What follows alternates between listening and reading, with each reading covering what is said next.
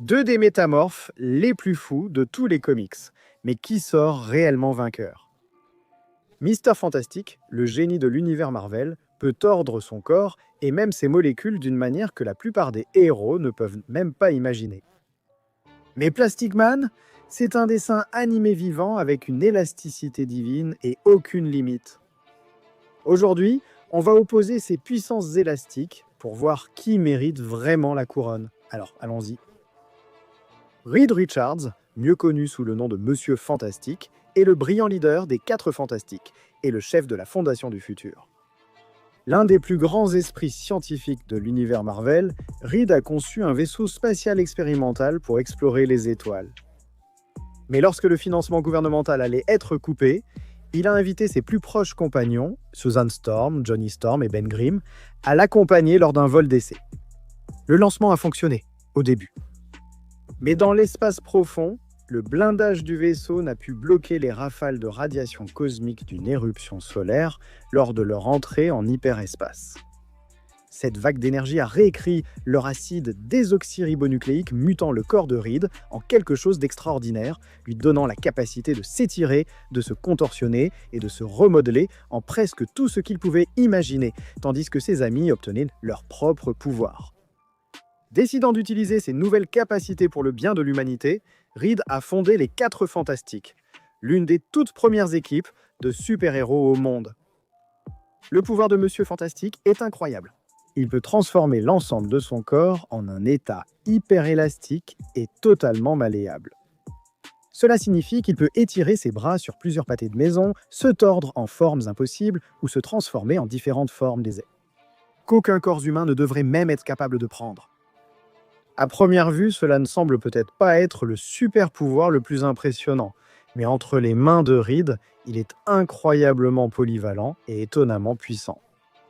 Prenez sa force physique, par exemple. En utilisant son élasticité pour générer une force supplémentaire, Reed peut frapper bien plus fort que ce à quoi on pourrait s'attendre. On parle d'une puissance brute suffisante pour faire vaciller Namor, Spider-Man, La Chose, Hercule, et j'en passe. Il a même réussi à blesser Onslaught et Godzilla avec des coups de poing colossaux et surdimensionnés. Et dans un moment époustouflant, Reed a agrandi son corps à une taille énorme et a contenu à lui seul Thor, Hulk, Hercule, Iron Man, en gros toute une équipe des héros les plus puissants de la Terre. Et ils n'ont pas pu se libérer. Ouais, ce n'est pas juste la force d'un gaz élastique, là on parle du niveau des gros calibres. Ce n'est pas qu'une question d'attaque, Reed est aussi bien plus résistant qu'on ne le croit. La chose s'est déjà déchaînée contre lui, que ce soit sous contrôle mental ou juste en colère, et il n'a jamais pu vraiment lui faire de mal. Le corps de Reed ne peut pas être transpercé. Les balles ricochant sur lui, les griffes de Wolverine ne le coupent pas.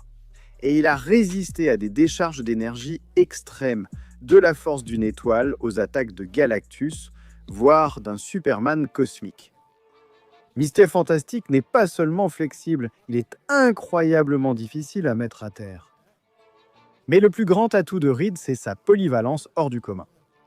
Ses capacités d'élasticité ne se limitent pas à atteindre de longues distances, même s'il peut facilement s'étendre à travers toute une ville et s'enrouler autour de structures gigantesques. Il s'en sert pour attraper et immobiliser ses adversaires, ayant déjà maîtrisé de grands poids lourds. La Chose, Dr Fatalis, Thor, Hulk, tous piégés dans ses anneaux, ne serait-ce qu'un instant. La créativité ne s'arrête pas là. Les pouvoirs de métamorphose de Reed élèvent ses capacités. Il a transformé ses mains en armes, s'est musclé jusqu'à devenir une véritable masse de muscles, a créé plusieurs bras qu'il contrôle indépendamment, s'est métamorphosé en bouclier et en barrière, s'est transformé en bateau ou même en cerf-volant, et a creusé des parties de son corps pour laisser passer les attaques à travers lui.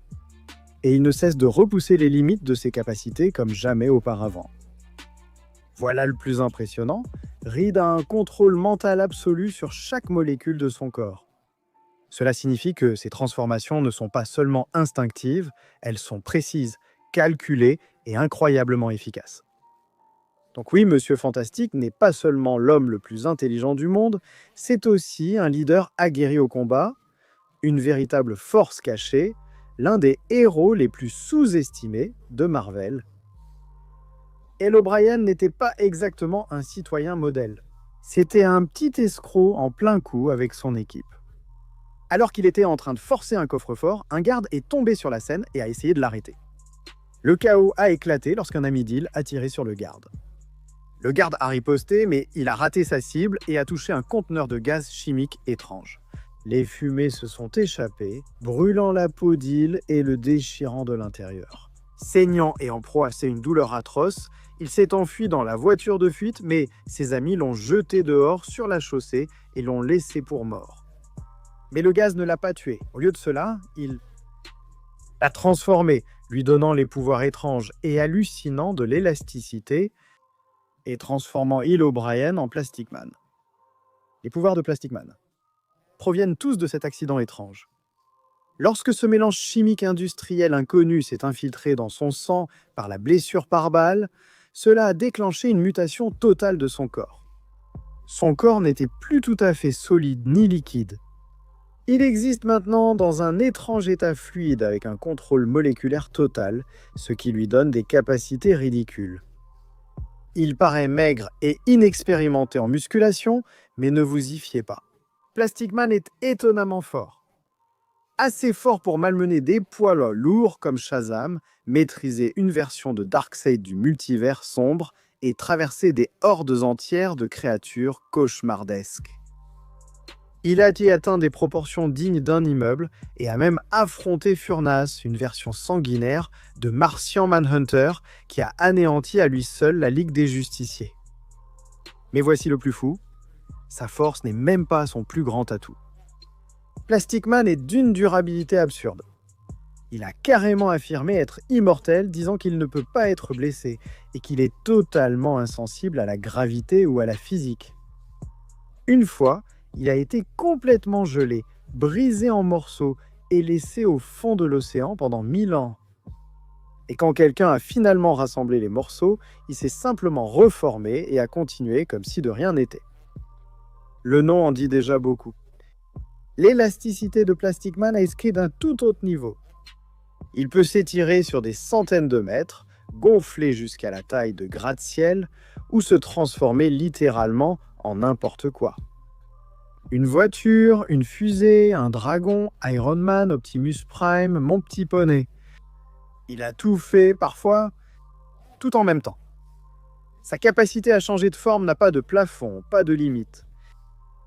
En résumé, Plastic Man est l'un des poids lourds les plus sous-estimés de Detective Comics 1. Il est immortel, inarrêtable, et peut devenir absolument tout ce qu'il imagine. Un dessin animé ambulant avec le pouvoir d'affronter des dieux. Alors, qui va repartir avec la victoire ici? Analysons cela.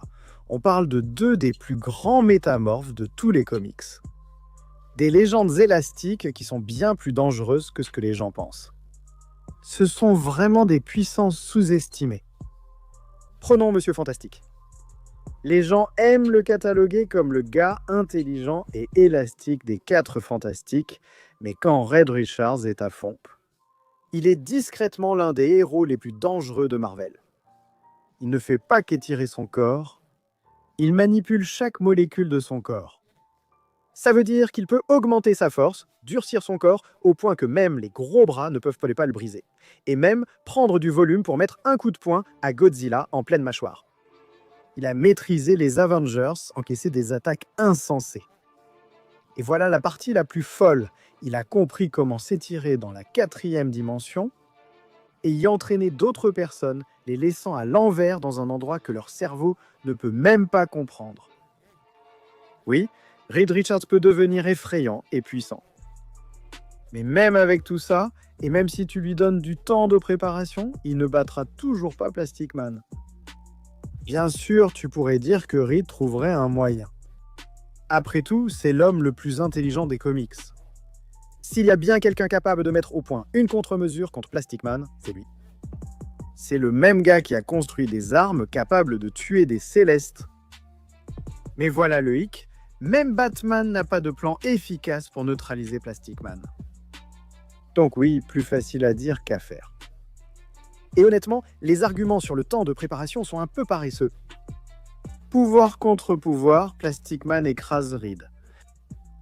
Les deux gars s'étirent, c'est vrai, mais ils ne jouent même pas dans la même catégorie. C'est comme comparer Flash et Vif Argent. Même ensemble de pouvoirs en théorie, mais l'un d'eux fonctionne à un niveau complètement dément que l'autre ne peut même pas atteindre. Plastic Man était le Flash des métamorphes. Reed a des limites. Il ne peut s'étirer ou grandir que jusqu'à une certaine limite, respectant toujours la conservation de la masse. Dans ces limites, c'est un monstre. Il peut faire tomber Godzilla ou tenir tête aux Avengers. Mais Plastic Man, lui, il se moque des limites. Il peut être n'importe quoi, mais faire n'importe quoi. Sa seule limite, c'est son imagination. Même Superman ne veut pas de ce défi, Batman ne veut pas de ce défi. En fait, le meilleur plan de Batman contre lui, c'est peut-être de pouvoir le ralentir pendant 1 minute. Plastic Man s'est déjà mesuré à Furnas, une menace du niveau de la Justice League, et Batman a déjà dit qu'il pourrait être le seul capable de vraiment vaincre Martian Manhunter. Ah, voici le clou du spectacle. Il est immortel. Tu ne peux pas le tuer, tu ne peux même pas le blesser de façon durable. Peu importe ce que tu fais, il reviendra. Et oui, Monsieur Fantastique devient plus fort. Ses capacités se rapprochent petit à petit du niveau de Plastic Man, mais c'est toujours le combat de Plastic Man à perdre. Et il ne perd pas. Il n'y a pas de match. Plastic Man l'emporte. Plastic Man gagne.